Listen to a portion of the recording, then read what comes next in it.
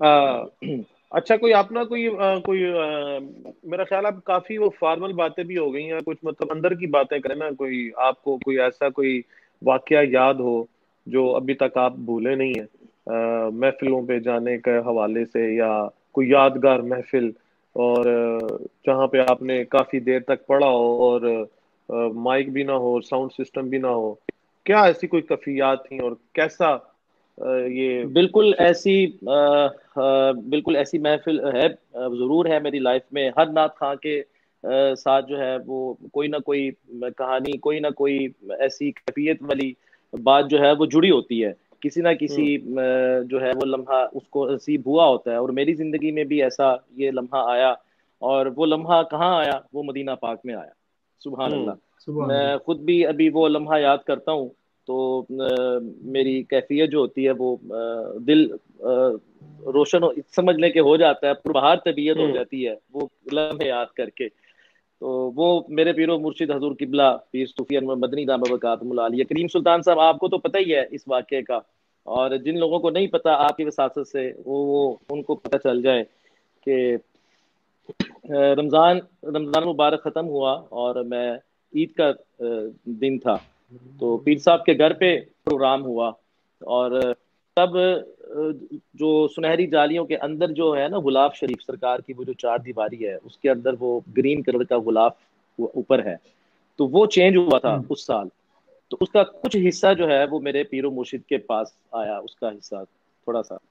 تو جب ان کے گھر محفل ہوئی، ہر عید پہ ان کے گھر محفل ہوتی ہے، تو وہاں سید فصیح الدین سہروردی صاحب تھے اور خورشید رحمانی صاحب تھے، اللہ جنت نصیب کرے. آمین. اور شہباز قمر فریدی صاحب تھے، اور بھی ایک دو نعت خان تھے وہ مجھے یاد نہیں. ہاں، روفی صاحب بھی تھے وہاں پہ. تو ان کے گھر پہ وہاں پہ محفل ہوئی. جب محفل ہوئی ہم سب یعنی کہ ختم ہو گئی اور ہم وہاں سے نکلنے لگے، تو صوفی صاحب نے مجھے روک لیا، مجھے فرمانے لگے کہ آپ نے نہیں جانا. میں نے کہا ٹھیک ہے.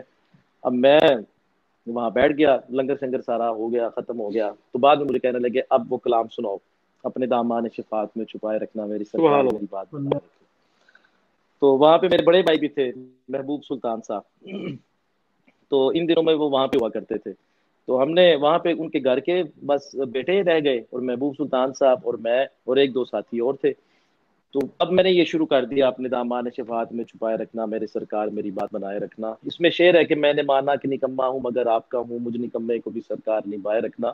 تو یہ شعر جو ہے میں نے جب شروع کیا تو لائٹس بالکل انہوں نے بند کر دی، اور ہلکی سی لائٹ آ رہی تھی دوسرے کمرے سے نا.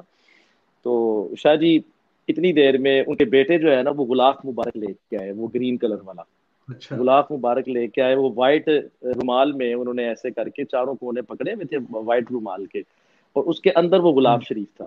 تو ایسے کر کے وہ لے کے آئے، تو ایسے سب کھڑے ہو گئے، اور اس کے نیچے مجھے انہوں نے کھڑا کر دیا. وہ غلاف شریف کو اوپر کر دیا سبحان ایسے اللہ. کر کے، چاروں کونے پکڑے ہوئے، اس کے نیچے مجھے کھڑا کر دیا. واہ واہ. اور وہاں پہ یہ شعر میں نے پڑھا اپنے میں نے مانا کہ نکما ہوں مگر آپ کا ہوں. میں نے مانا کہ نکما ہوں مگر آپ کا ہوں. میں نے مانا سبحان کہ اللہ. اللہ. نکما ہوں مگر آپ کا ہوں. یا رسول اللہ، یا حبیب اللہ، واہ واہ یا واہ. رسول اللہ، یا حبیب اللہ. میں نے مانا کہ نکما ہوں مگر آپ کا ہوں. مجھ نکمے کو بھی سرکار نبھائے رکھنا، سبحان اللہ. میرے سبحان اللہ.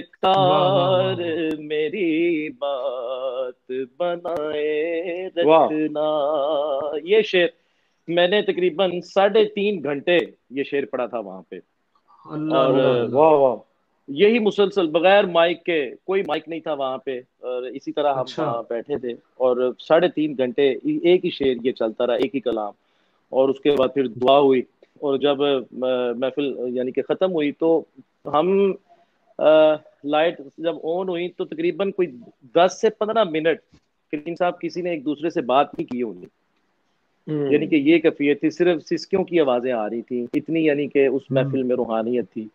اور پھر اس کے بعد ملتے رہے, لیکن اس سے اوپر آج تک نہیں ہوا. یہ پچھلے دنوں ایک محفل ہوئی تھی, حاجی نواز گوندل صاحب ہیں ہمارے, ان کے گھر پہ محفل ہوئی تھی ابھی رمضان سے ایک دن پہلے, استقبال رمضان کی. تو وہاں پہ بھی بڑی کیفیت تھی وہ, یعنی کہ ٹاپ 5 میں سے یہ محفل ساتھ گوندل صاحب کی بھی ہے کہ اس میں سے وہ بڑی, میں نے اپنی زندگی کی یہ کہہ لے کہ دوسری محفل میری وہ گوندل صاحب والی تھی, اس طرح کی اس کیفیت والی.